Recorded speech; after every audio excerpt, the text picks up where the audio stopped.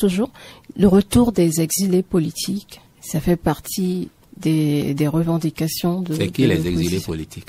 Si vous en connaissez, dites-moi. Il y a plusieurs noms. Vous prenez oui, mais vous parlez d'exilés politiques, hein. Et si vous en connaissez, citez-les. L'ancien ministre Valentin Dianontin, oui. Monsieur Sébastien Diavon, qui s'est exilé du Bénin. Qui encore? Léa Dissoglou. La liste, elle est longue. Je vous cite quelques noms. Tous les noms que vous avez cités là sont des noms de Béninois.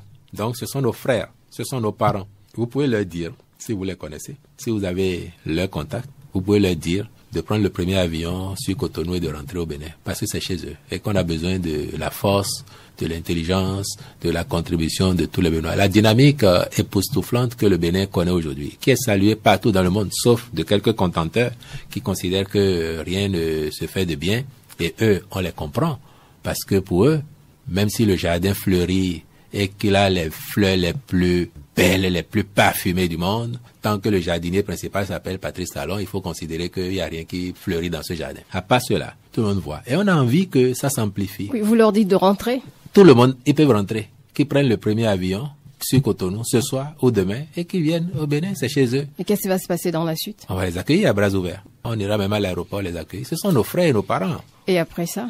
Ce sont nos frères et nos parents. Ici, c'est chez eux. Et ils peuvent rentrer quand ils veulent. On sait dans quelles conditions ils sont partis, monsieur le Moi, je ne sais pas dans quelles conditions ils sont partis. Mais comme je sais que ce sont mes concitoyens, je vous dis que j'ai envie qu'ils soient ici. Et je suis prêt à les accueillir bras ouverts. Est-ce que les charges sont abandonnées? Il y a des affaires devant la justice. Ah, vous parlez de deux choses différentes. Maintenant, vous dites qu'il y a des affaires. Quand on a des affaires devant la justice, qu'est-ce qu'on fait? Tout à l'heure, vous avez cité un dossier.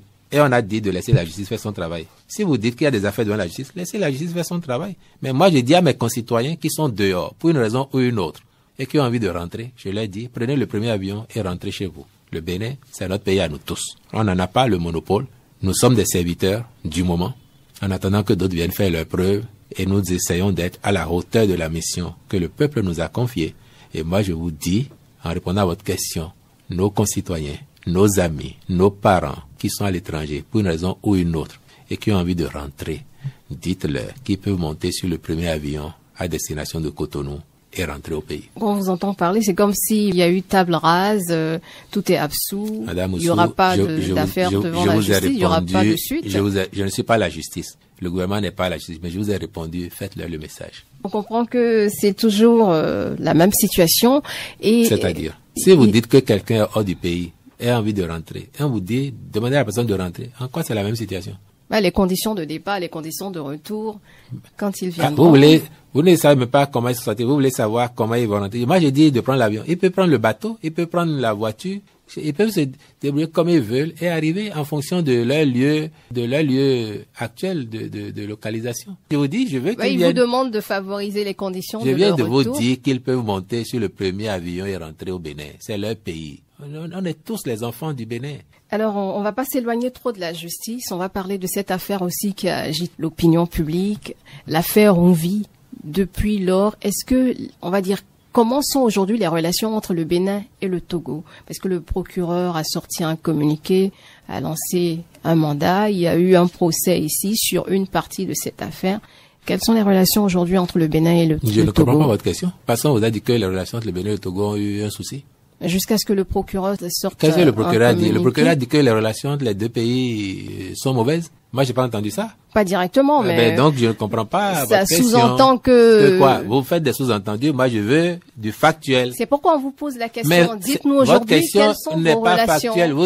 Vous dites vous-même. Vous sous-entendez. Moi, je n'ai pas entendu dans le communiqué du procureur de la République à Lomé qu'il y aurait de l'ombre ou des nuages dans le ciel des relations entre le Bénin et le Togo. Et vous me demandez quel est l'état actuel des relations. Oui, puisque vous avez la les relations sont ce qu'elles ont toujours été. C'est-à-dire? Mais ce qu'elles ont toujours été, que vous savez. Est-ce qu'elles sont bonnes? Elles étaient comment avant l'affaire On Vit? On vous pose la question, non, monsieur vous le savez, porte-parole. Madame Oussou, les relations étaient comment avant l'affaire On Vit? Elles n'ont pas changé depuis lors. Elles étaient. Donc, sauf votre sous-entendu que je ne comprends pas.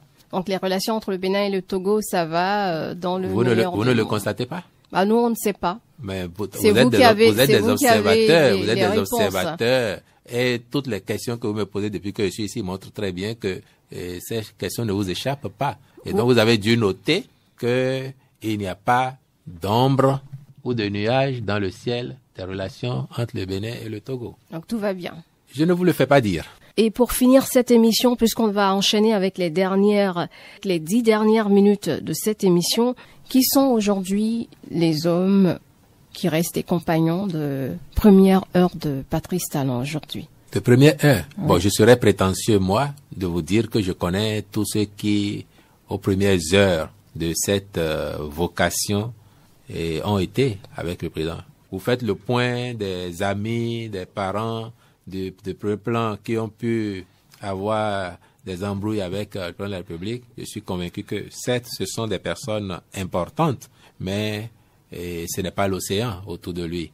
Le gros lot fait l'océan. Ces personnes constituent des portions et donc il reste forcément un grand nombre de personnes, compagnons de première heure autour du président de la République. Mais le plus important pour lui, c'est pas ça. Le plus important, c'est l'action qu'il mène au profit du Bénin et de son peuple. C'est cette action qu'il voudrait marquante pour l'histoire de notre pays parce qu'elle aura constitué un tournant décisif dans la marche de notre pays vers le développement, vers le mieux-être. Et ça, tous les observateurs, pour peu qu'ils ne soient pas en proie à la politique politicienne, béninois ou étrangers, tous le constatent et le relèvent, qu'il y a une dynamique au Bénin telle que si nous avons le courage de la poursuivre au-delà du président Patrice Talon, dans quelque temps, notre pays sera un modèle de développement et un exemple que d'autres viendront copier, même si c'est dur pour nous tous de faire les efforts auxquels nous n'étions pas habitués, à telle enseigne que nous avons le sentiment que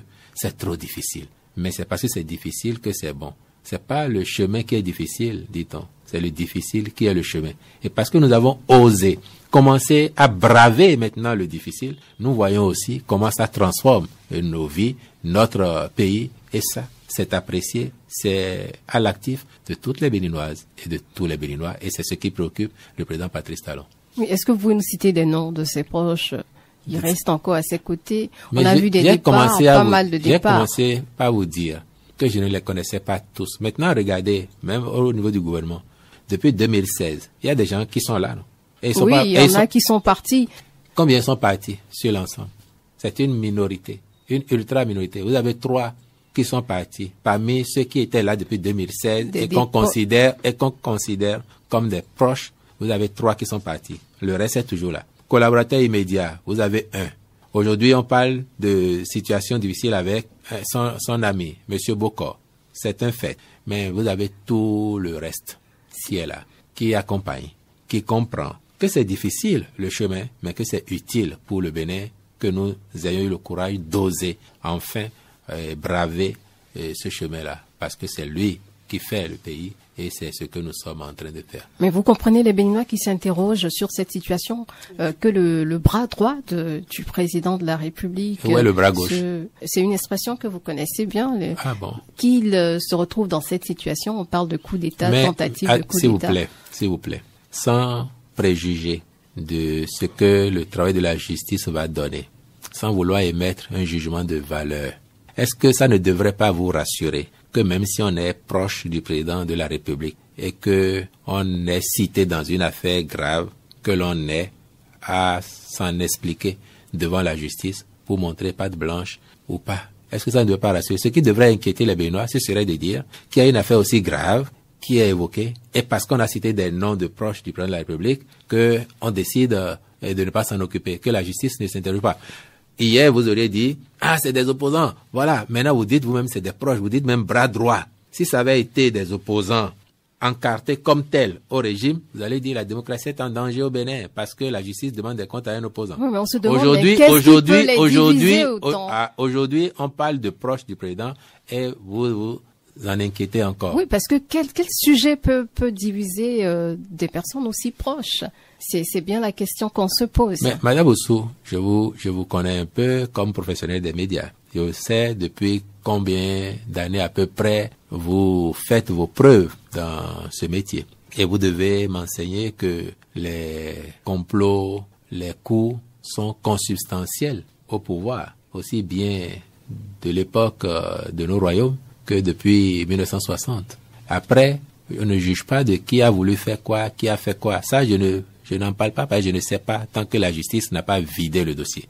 Mais on a entendu ce que le procureur de la République a dit. Le reste, laissons la justice faire son travail. Et je dis, les Béninois devraient être rassurés de savoir que l'État est le même pour tous. La justice est la même pour tous, quels que soient les liens qu'ils peuvent avoir avec le président de la République. C'est ça, et la démocratie. L'évolution du dossier devant la justice peut-être nous édifiera sur cette grosse affaire. C'est donc plus sage d'attendre la justice. Mais vous êtes aussi proche des deux personnalités. Et vous comprenez que, donc, et vous comprenez. On aurait espéré peut-être avoir des éléments avec vous, sait-on jamais.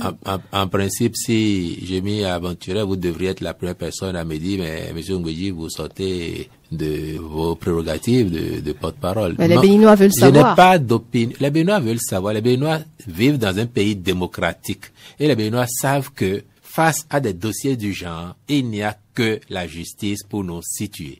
Les Béninois savent qu'une enquête est ouverte. Donc il y a une procédure qui est en cours. Et les Béninois savent maintenant, parce qu'ils ont l'éducation démocratique, ils savent que la justice fera son travail et situera l'opinion. Donc c'est pas ce que Wilfred Ngweji viendrait dire. Et qui n'a même pas le droit de dire. Parce qu'il est porte-parole du gouvernement, il viendra dire ce que la justice fait ou doit faire. C'est pas mon rôle.